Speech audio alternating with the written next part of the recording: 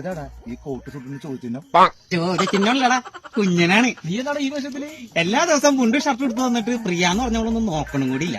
ഒരു ചേഞ്ച് ആയിക്കോട്ടെ, എങ്ങനെ അവള് നോക്കിയാലാ നോക്കാൻ പറ്റിയ പോലെ. എടാ നിങ്ങൾ എന്നെ കളിയാക്കാണ്ട് അവളെ വളയ്ക്കാനുള്ള വല്ല വഴിയും പറടാ. നീ വളഞ്ഞുകൊണ്ട് വളക്കി പറഞ്ഞു കഴിഞ്ഞാൽ അവള് വളയണ്ടേ?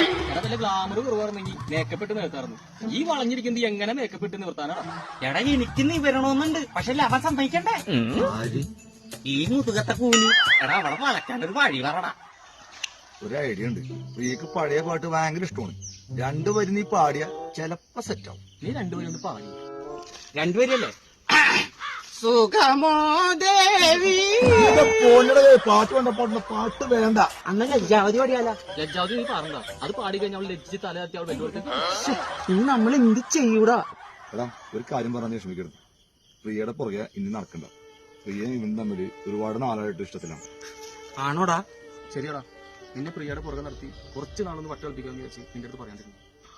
അപ്പ എന്നെ അവളുടെ പുറകെ നടത്തിയിട്ട് നിങ്ങളും മാറി നിന്ന് ചിരിക്കാറുന്നല്ലടാ.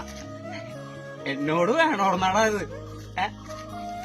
എന്നാലും കുഴപ്പമില്ലടാ, എന്നെക്കാളും ചേർച്ച അവക്ക് നീ തന്നെയാണ്. ഞാൻ ഈ കോലൊക്കെ വെച്ചിട്ട് വെറുതെ ഞാൻ പോണ്ട. കുഞ്ഞാ നീ പിണങ്ങി പോകണം. ഞാനായിട്ട് നിങ്ങളുടെ അടുത്ത് പിണങ്ങൂലടാ. പിണങ്ങിയാലേ എനിക്ക് മിണ്ടാൻ പോലും ആരും ഉണ്ടാവൂലടാ.